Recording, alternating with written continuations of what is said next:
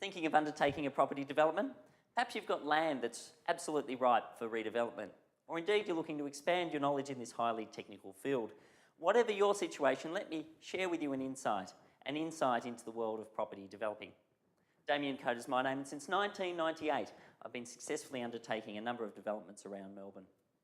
And I want to share with you my aim today, and that's to simply help prevent you from making the same expensive mistakes that I see a lot of investors and developers make. So please enjoy this video, and thanks for watching. In this video we will be taking a look at the building permit application process. We will look at the role of the building surveyor and overview the types of documentation required before a permit can be issued. Efficient and effective communication between your representatives is key during this stage of the development. As the owner of the property, your role will be to satisfy a long list of requirements, so it's important that you have a good knowledge of the essential elements. The building permit is issued by a building surveyor. The building surveyor works independently of council and on behalf of the applicant. The building surveyor ensures that the builder completes all works as per government regulations and in accordance with permit conditions. The building surveyor will also conduct stage inspections and report defects to the builder and applicant. In the following slides we will discuss a number of essential elements, these being the working drawings, the engineering drawings, drainage plans, the council approved landscape plan and energy rating report. The working drawings feature additional detail about each of the dwellings proposed within the development. Information pertaining to joinery, carpentry, staircases, door and window schedules and floor finishes are examples of this additional information. In this example, we can view the detail of a new kitchen, including the location of services and appliances. The detail needs to be as accurate as possible to ensure the building process runs smoothly. Here we can see an example of wall finishes prepared for the development. The detail shown in the wall, window and flooring schedules will often reflect the energy rating requirements. Engineering drawings are often highly technical and reflect the structural requirements for each dwelling. In this example, we can see the footing plan that shows the location of piers, the positioning of reinforcement elements, and the detail for the concrete slab itself. Structural engineers will review the soil test and arborist report before designing a footing plan. The level of information prepared by the structural engineer will extend from below ground to the footings and also to the frame design. In this slide, we can view the below ground requirements and how they combine with the footings to provide a very strong base for the property above. Engineering drawings will also show framing information that specifies the timber and steel schedules and also the bracing requirements. Truss and roofing designs will also be undertaken as part of the engineering drawing process. An engineer will also be required to undertake a drainage plan. In our example, the location of all downpipes, stormwater pits and underground pipes are shown. You'll also note information regarding the diameter of pipes and the grades or angles that the pipes must be installed below ground.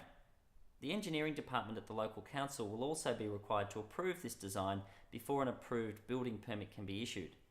It's also important to note that some planning permits will require significant and often expensive drainage requirements. Councils may also require you to upgrade services that belong to adjoining properties in cases whereby the proposed development places an excessive strain on existing services. The landscape plan was discussed in detail within our earlier video titled The Planning Application Process. The endorsed or stamped landscape plan will be required before a building permit is issued. The energy rating report and certificate is undertaken by a private consultant. The building surveyor will ensure that the information in the report is reflected in the working and engineering drawings. The report will identify a variety of items, including information about which windows and doors will require double glazing, the rating of all insulation, and the requirement for additional inclusions such as solar panels will also be listed. In the following few pages we will look at a number of additional requirements. These are outlined in this slide. The electrical plan details the location of lights, switches, power points, ceiling fans and switchboards. Larger plans will incorporate street lighting, garden lighting and the location of group services. The building surveyor will check to ensure the location of any easements and request written approvals from the relevant authorities. In this slide we can see an approval letter from Yarra Valley Water. The soil test report used by the structural engineers must also be included in the documentation. Here we can see the report of a site given a P classification due to the number of old trees that have existed at the site. For the engineering drawings, the engineers working at this site will need to have increased the strength of the footings to satisfy that P classification. The endorsed plans must show council stamp to formally allow a building permit. You will note the stamp on the bottom right hand side of this slide. The building surveyor will ensure all permit requirements are reflected in the various drawings prior to the issuing of a building permit. Over these next 2 pages you will note a long list of requirements. Feel welcome to pause this video and read over these essential elements.